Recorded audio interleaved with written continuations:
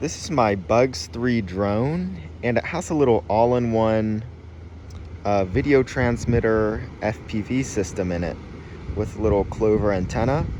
And this goes up to 200 milliwatts. And today I'm going to fly this drone out along the California coast. And this will also be a test for my homemade helical antenna. This is a 5-turn antenna with a little metal reflector and some 14 gauge, 12 gauge copper wire, just bare copper wire, and then on my FPV goggles. Now this DVR footage is just purely using antenna A.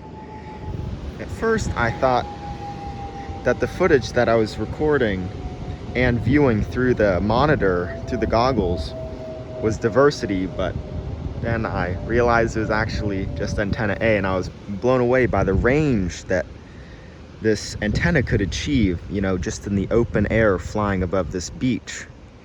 In the DVR footage, I'll be flying this way down the coast, and then I might cut back along and go maybe down that way a little bit. I'll fly up and around this field over here just to test out the true range of this antenna. So I hope you enjoy.